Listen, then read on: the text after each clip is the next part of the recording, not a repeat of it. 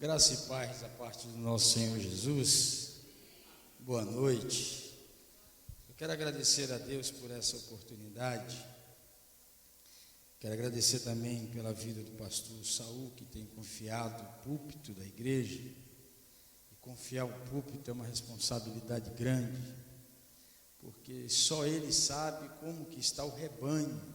O pastor que vem ministrar, vem trazer o alimento, a palavra, uma mensagem diferente, mas o alimento do pastor é sempre o melhor, porque é ele que sabe quais as proteínas, as vitaminas que cada ovelha precisa, não? Então, quero agradecer a sua pessoa, o seu ministério, a sua família, e agradecendo também o pastor Aurinho, gente boa, amigão mesmo, companheiro, sua esposa, irmã Elaine, a Vitória, amém? O tema da campanha é: o céu não está em crise, é isso? Mas é interessante, o céu não está em crise, mas o céu põe a terra em crise, porque não é a terra que governa o céu, é o céu que governa a terra. Então eu quero compartilhar com você algo que Deus colocou no meu coração a respeito de um homem que conhecia Deus só de ouvir falar, e por só ouvir falar, foi um homem muito fiel ao Senhor. Então eu te convido a abrir a Bíblia no livro de Jó, capítulo de número 1. Eu quero só ler 3 versículos desse capítulo 1, os últimos 3 versículos, versículos 20, 21 e 22. Então Jó se levantou, rasgou o seu manto, rapou a cabeça e lançou-se em terra e adorou. E disse: nu saí do ventre de minha mãe e nu voltarei. O Senhor o deu e o Senhor o tomou, bendito seja o nome do Senhor. E em tudo isso, Jó não pecou, nem atribuiu a Deus falta alguma. Amém? O texto que eu quero compartilhar nessa noite, fazer a exposição, é o versículo de número 20.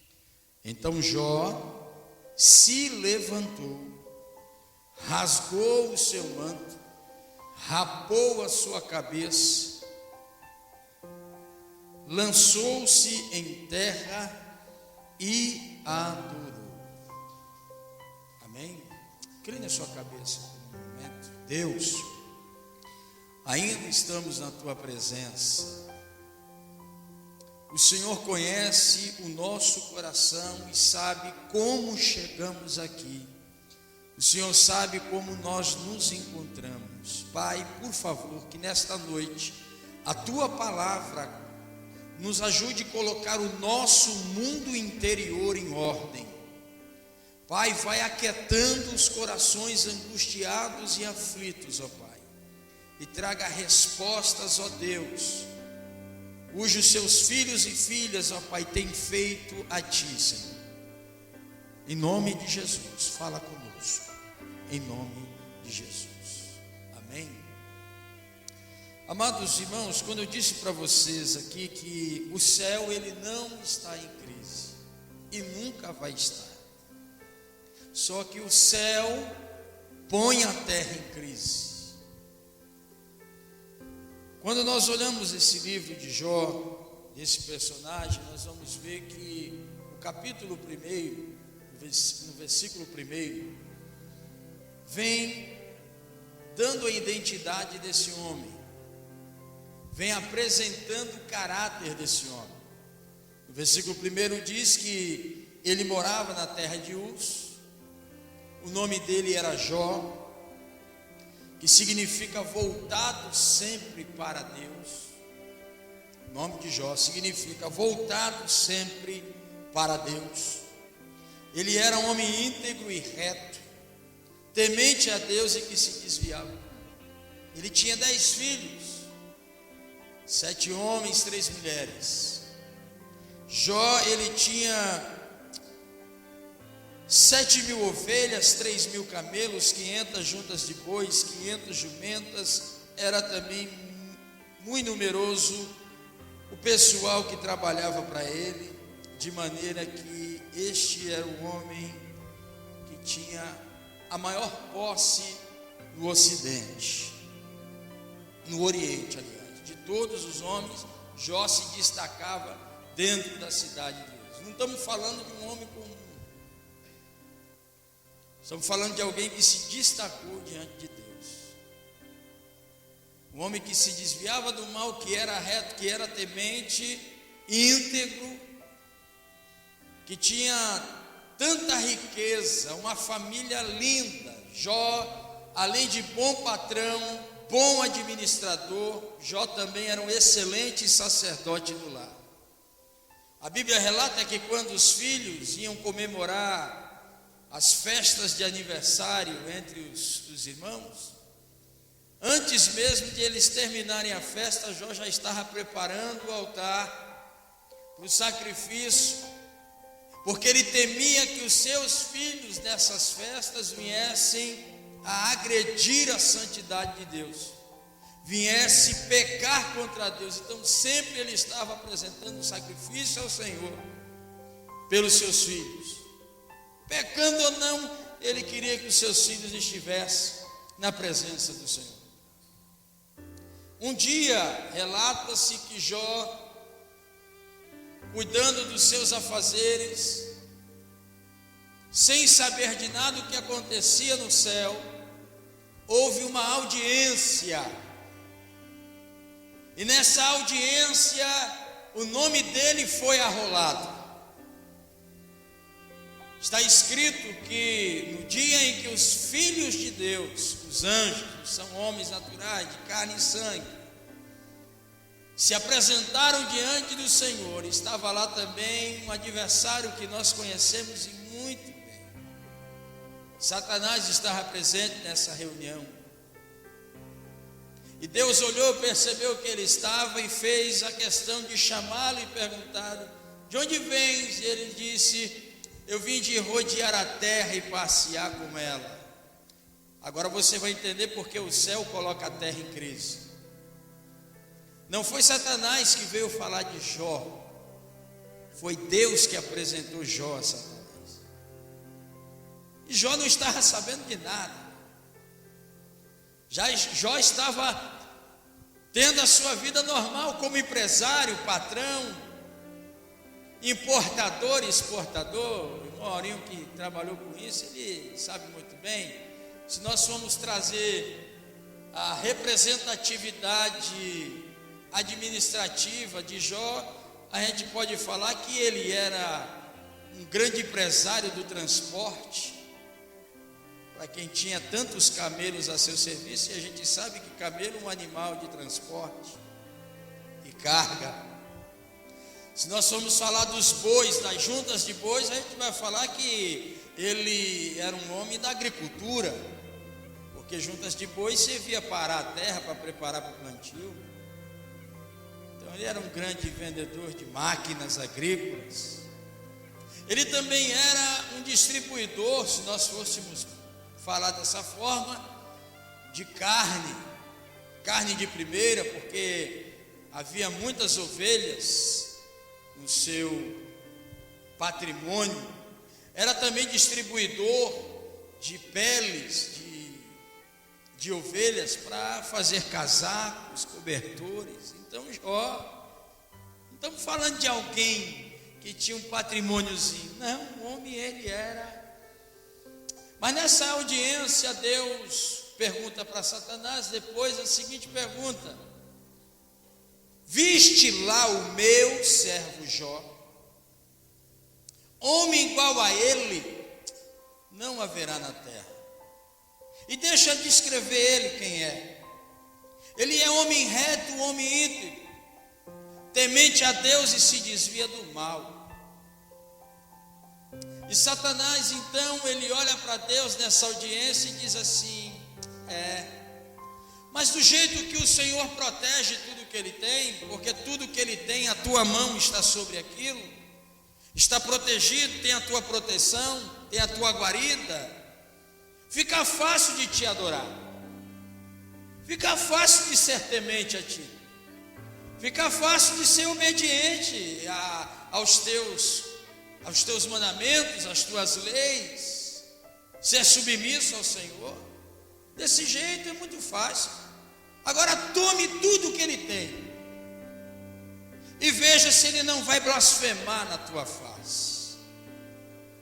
Agora o céu vai colocar a terra em crise. Deus diz a Satanás: eu não vou tocar minha mão, vou fazer melhor. Você vai lá, toca em tudo que ele tem, só não toca nele, porque ele pertence a mim. A Bíblia diz que Satanás, mais do que rapidamente, desceu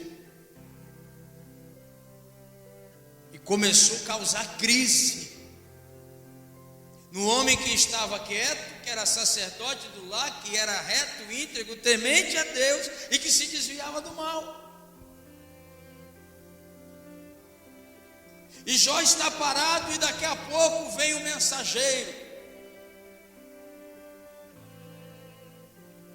E o mensageiro veio trazer a notícia. Acompanhe comigo, por favor. Versículo de número 13, do capítulo 1. Sucedeu um dia em que os seus filhos e suas filhas comiam e bebiam na casa do irmão primogênito, que veio um mensageiro a Jó e lhe disse: os bois lavravam e as jumentas paciam junto a eles. De repente deram sobre eles os sabeus e os levaram e mataram aos servos a fio de espada. Só eu escapei para trazer-te a nova. A Bíblia diz no versículo de número 16 que o primeiro mensageiro ainda estava falando quando veio o segundo mensageiro e disse o seguinte: fogo de Deus caiu do céu e queimou as ovelhas e os servos e os consumiu. Só eu escapei para trazer-te a nova. O segundo não tinha acabado de trazer o relatório e já veio o terceiro, cortando a informação do segundo. Versículo 17: falava este ainda quando veio o outro e disse: dividiram-se os caldeus em 3 bandos, deram sobre os camelos, os levaram e mataram aos servos a fio de espada. Só eu escapei para trazer-te a nova. Esse aqui também não acabou de dar o relato, e veio o quarto. Também este falava ainda quando veio o outro e disse: estando teus filhos e as tuas filhas comendo e bebendo vinho em casa do irmão primogênito, eis que se levantou grande vento do lado do deserto e deu nos 4 cantos da casa, a qual caiu sobre eles e morreram. Só eu escapei para trazer-te a nova. Dentro dessa situação, versículo de número 20, que é onde nós estamos fazendo a exposição, dentro desta visão, desse panorama de desastres, isso foi em um dia. Não houve espaço de tempo para ele se condoer, se levantar. Não, foi em um dia. Descarrilhou uma crise, se estabeleceu uma crise na vida de Jó, e Jó, recebendo todas essas notícias, uma após a outra, ele fez algo surpreendente. Aonde eu entro dentro do tema hoje, que o céu não está em crise, mas o céu põe a terra em crise. Versículo 20. Vamos retratar de novo aqui. Põe os olhos na Bíblia, no texto aí. Dentro desse quadro, dessa situação, Jó faz o seguinte: então Jó se levantou. Por que Jó se levantou? As notícias foram insuportáveis. Eu creio que não doeu a perda dos bois, das ovelhas, dos camelos. Eu creio que essas coisas para ele não era muito importante para ele, e a gente vai notar que não era isso que era importante para Jó. Mas me parece que quando ele recebeu a notícia dos filhos, ele deve ter caído, desabou. Aí o texto diz que Jó se levantou, se ergueu, rasgou o seu manto, raspou a sua cabeça em sinal de humilhação, como se ele tivesse entendendo que tudo o que estava acontecendo era culpa dele.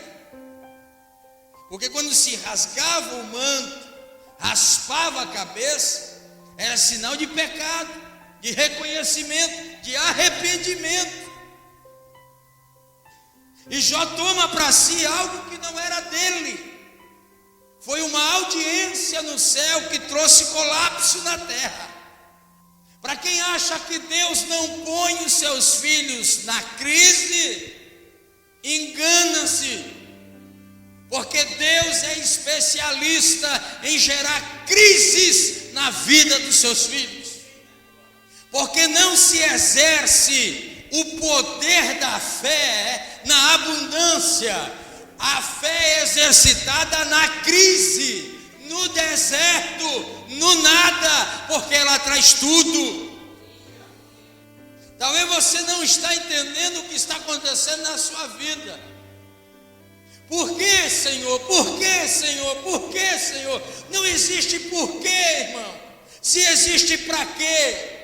Deus não trabalha com porquês. Deus trabalha no para quê? Porque quando Ele libera uma crise, é porque algo maior Ele tem para a nossa vida.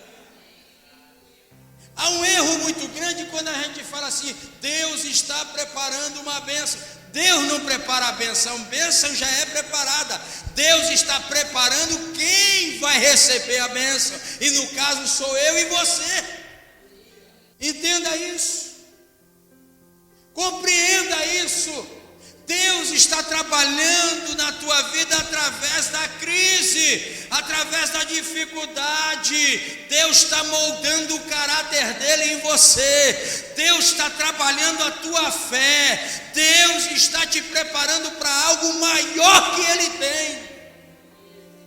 Não chore por aquilo que você perdeu. O que perdeu não era teu. Agora se alegre por aquilo que ainda vai chegar na tua vida. Então eu compreendo o gesto de Jó. Jó se levanta, rasga o manto, raspa a cabeça, e o melhor de tudo, ele faz tudo isso lançando-se em terra em adoração. A palavra adoração significa prosquineu, prostrar-se diante daquele que é maior, reconhecendo o seu governo e o seu poder. O que Jó fez? Jó não se prostrou diante da crise, não, Jó se prostrou diante daquele que é maior. A prova disso está no versículo de número 21. Ele disse o seguinte: nu eu vim do ventre da minha mãe, e nu tornarei para lá. O Senhor me deu, o Senhor tomou. E o que ele fala? Bendito seja o nome do Senhor. Jó provou aqui, irmãos, que os bens que ele possuía não era o que preenchia o seu coração, nem os seus dias. Mas Jó provou para o maligno, o que regia a adoração de Jó, não eram os bens que ele possuía, mas era a convicção de fé no Deus que ele servia. A Bíblia diz, irmãos, no livro de Lucas, no capítulo 12, a vida do homem não se constitui nos bens que ele possui. Outra coisa interessante é nós analisarmos nos ensinamentos de Jesus, que ele diz o seguinte: do que adianta um homem ganhar o mundo inteiro e vier perder a sua alma? Ou o que o homem tem para dar em troca se vier perdê-la? O que temos, irmãos, para oferecer em troca da nossa alma? Do que adianta nós ganharmos o mundo inteiro e vier se perder? No capítulo 41 de Jó, versículo 11, eu gostaria que você acompanhasse comigo esse texto. Esse texto quebra todo o princípio da obrigação de Deus a fazer alguma coisa na minha vida e na tua vida. Nós estamos vivendo numa geração em que as pessoas querem encostar Deus no canto da parede e insistir com Deus. E aí, Deus, eu larguei o mundo, eu larguei as coisas, eu larguei tudo, e agora, qual é o benefício? A coisa está apertada, está preta, estou desempregado, e olha, Senhor, vou lhe falar uma coisa, hein? Quando eu estava lá no mundão, eu tinha tudo que eu queria, e agora que eu vim com o Senhor, parece que essa coisa aí está difícil de acontecer. Então a resposta de Deus aí, o capítulo 41, versículo 11, faz parte da audiência de Deus com Jó. Do capítulo 3 a seguir, nós vamos ver, no capítulo 3 nós vamos ver Jó dizendo que um aborto para ele seria melhor. Nós vamos ver Jó amaldiçoando o dia que ele nasceu. Nós vamos ver Jó reclamando daquela situação, mas com ele mesmo, melhor eu ter nascido morto do que vivo, porque para mim melhor é a morte do que a vida nessa situação. Mas em momento nenhum ele volta o rosto a Deus e reclama com Deus. Ele está murmurando com ele mesmo, reclamando com ele. Aí nós vamos ver que os 3 amigos de Jó, do churrasco de fim de semana e das festas e dos banquetes, estão julgando Jó. Jó, qual foi o pecado que tu cometeu contra Deus, para que a ira de Deus viesse contra ti?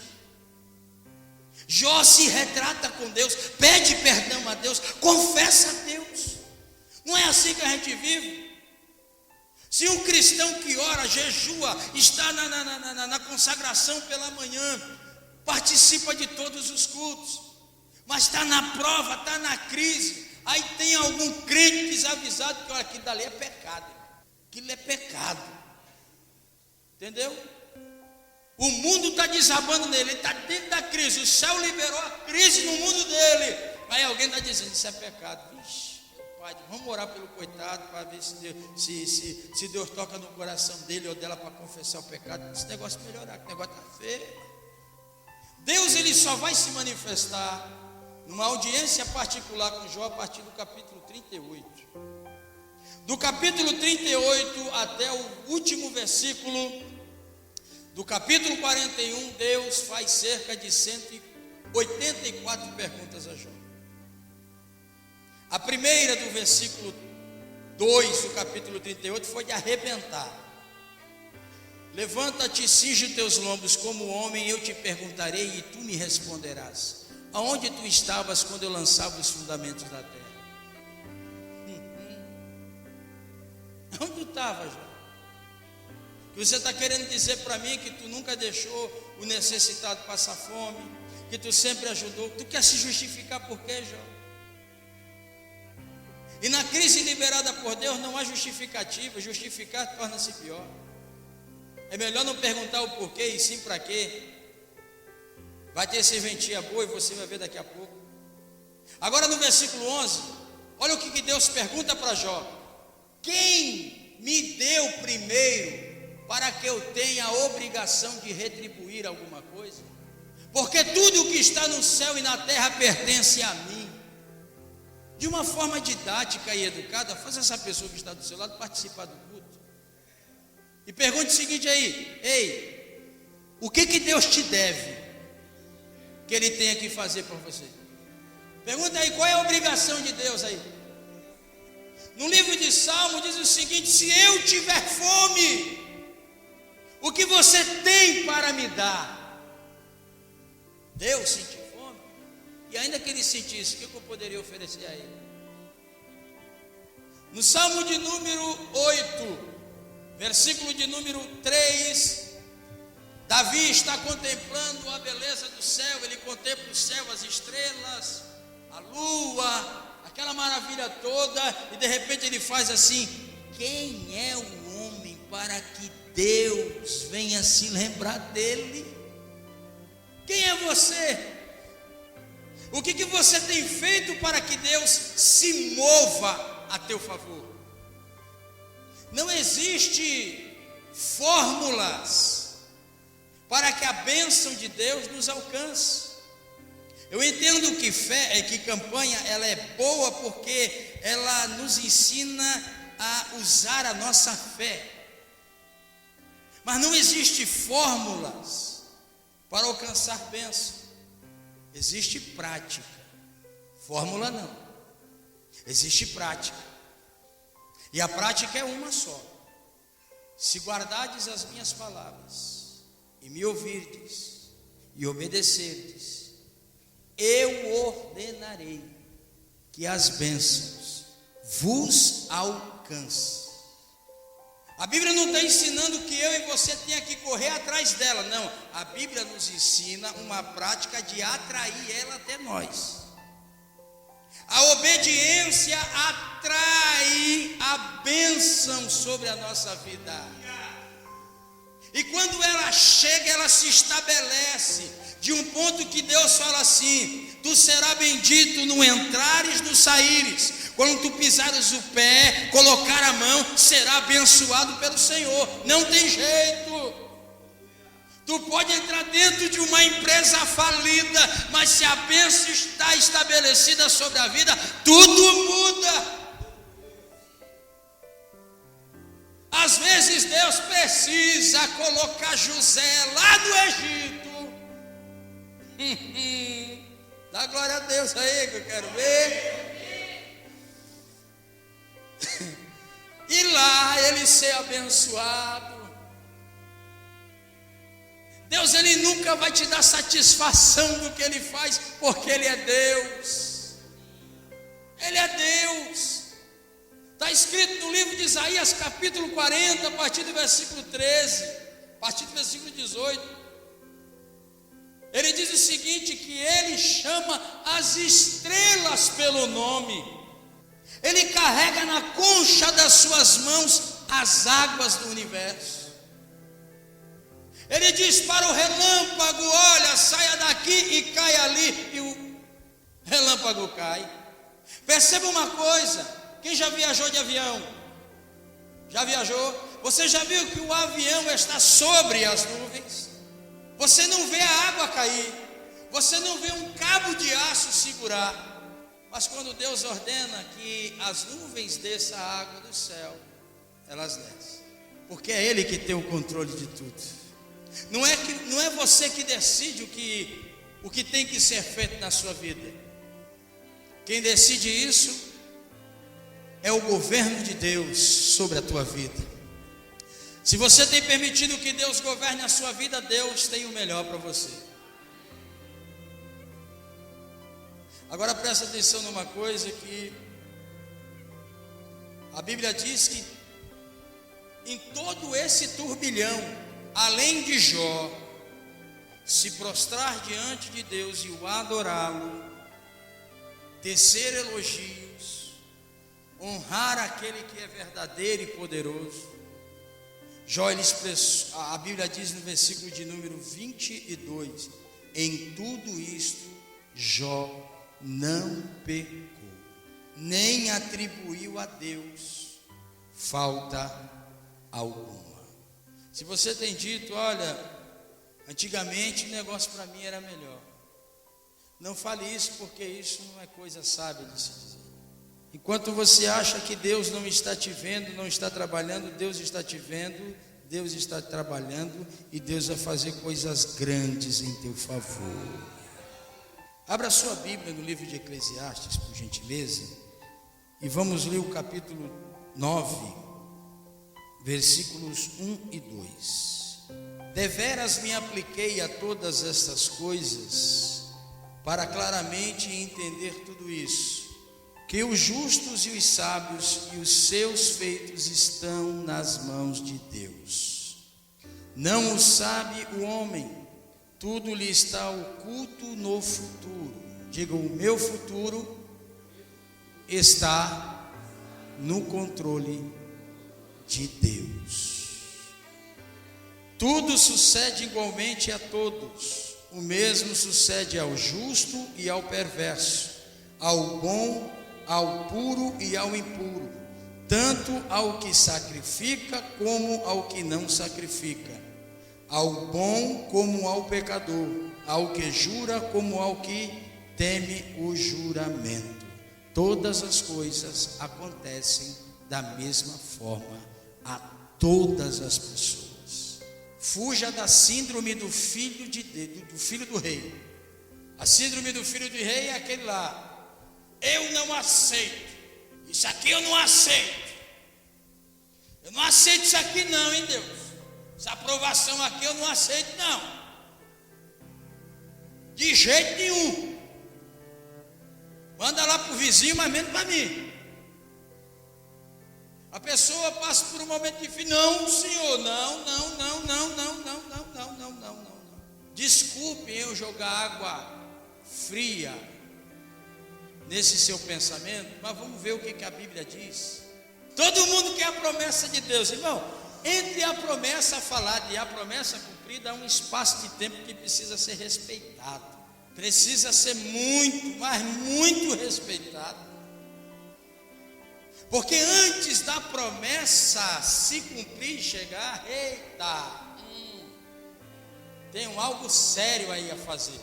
Hebreus, capítulo de número 10, versículo de número 36, se não falha a minha memória. Hebreus capítulo 10, versículo 36. A resposta da tua pressa, viu? O que diz aí? Porque necessitais de? Para quê?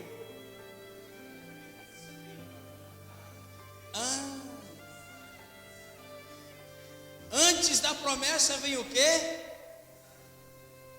Não, antes da promessa vem o quê? Não, realizar a vontade de Deus.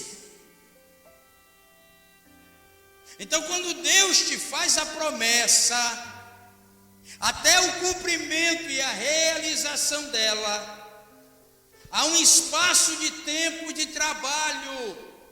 Agora eu vou lhe falar uma coisa: o que nós necessitamos para cumprir o objetivo, essa palavra para quê está apontando algo a ser feito, é um objetivo a ser cumprido. Qual é o objetivo a ser cumprido? A vontade de Deus. Então, a necessidade que nós precisamos para cumprir a vontade de Deus, ela é fruto doce e só dá em árvore amarga. Marcou aí? Essa é nova. Abra sua Bíblia em Romanos 5. Romanos 5, versículo 3. Olha lá. E não somente isto, mas também nos gloriamos sabendo que a tribulação produz fruto doce que só dá em árvore amarga. Quem é que gosta de tribulação, irmão? E pior, se gloriar nela ainda. O que quer dizer gloriar nas tribulações? Passar por ela de cabeça erguida, peito empolado, acreditando em Deus, olhando para o autor e consumador da fé, acreditando que a qualquer momento tudo muda. A palavra paciência e perseverança, ela tem uma ligação tremenda, porque ambas, ela vem da derivação da raiz grega chamada upomoné. Porque paciência é saber esperar, perseverança é suportar o peso sobre si. Então as duas são irmãs gêmeas, tanto a perseverança como a paciência, porque com a paciência você espera, e com a perseverança você suporta e resiste. Glorie-se nas tribulações. A tribulação vai gerar em você a paciência necessária para você fazer a vontade de Deus. Aí a promessa vai chegar. Aí a promessa vai chegar. Tiago fala: lembrai-vos da paciência de Jó, e veja qual foi o fim da vida de Jó. Jó 42, versículo 2, ele diz o seguinte: bem sei eu que tudo podes, e que nenhum dos teus projetos, propósitos, realizações podem ser impedidos. Versículo 5 do capítulo 42, Jó traz uma revelação bombástica. O homem que passou por tudo isso, sendo temente a um Deus que ele conhecia só de ouvir falar. Eu te conhecia só de ouvir falar, mas hoje os meus olhos te veem. Aonde que Jó estava? Em cima do monturo. Monturo no original hebraico quer dizer lixo, lugar de escória e de isolação. A mulher de Jó havia dito para ele: amaldiçoa teu Deus e morre. Graças a Deus ela só apareceu nessa cena, nem na restituição ela apareceu mais. Os amigos de Jó velavam ele, olhava para ele e fala: esse está morto, está acabado. 7 dias diante de lá, de longe, enlutando Jó, e mesmo assim ainda bombardeando Jó de culpa, sem ele ter culpa nenhuma. Quando Jó profere essa palavra: eu te conhecia só de ouvir falar, mas hoje, dentro dessa crise, dessa situação que me encontro, os meus olhos te veem. E o que é interessante é que Deus veio falar com Jó no capítulo 38, dentro de um redemoinho. Leia o texto aí. Dentro de um redemoinho, Deus veio falar com um cara que perdeu os filhos, perdeu tudo, está em cima do lixo da cidade com um caco de telha. Deus vem, irmão, quem já viu o redemoinho aqui? Você já reparou a destruição que o redemoinho causa?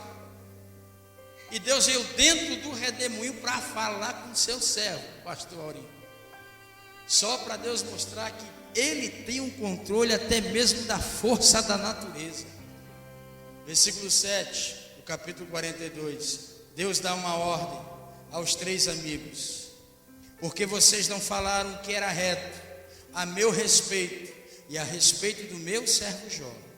Vocês vão levar os elementos para o sacrifício. Ele vai orar e eu vou ver se eu tenho misericórdia de vocês. Versículo de número 10. Eles chegam na casa de Jó, os 3 amigos que estavam acusando Jó. Jó começa a fazer oração, e quando Jó estende a mão para orar pelos seus amigos que o acusaram, Deus do outro lado estava mudando a história de Jó. Se alguém está te apontando, não gere na sua boca e nem libere palavra de maldição. Ore e abençoe, porque do outro lado Deus vai mudar o teu cativeiro, a tua história, a tua situação. Quando Deus mudar a tua situação, até os teus parentes que deram as costas para você vão vir trazidos por Deus para ver o milagre da restituição na sua vida. Incline a sua cabeça que eu quero agradecer a Deus. Senhor, muito obrigado.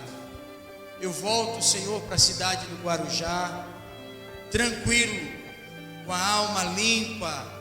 Eu entreguei a tua revelação aqui nesta noite por completo. Espírito Santo, vem e faça agora a tua obra. Convence do pecado, do juízo e da justiça. Move nos corações dos teus filhos, retirando a angústia, a aflição e a incerteza. E lança a convicção de um novo tempo, de um novo dia, e de que um milagre está chegando sobre a vida do teu povo. Te peço também, abençoe, Senhor meu Pai, a vida do pastor Saul, da sua família, do seu ministério, a vida do pastor Áureo, da sua esposa, da sua filha e de toda esta igreja.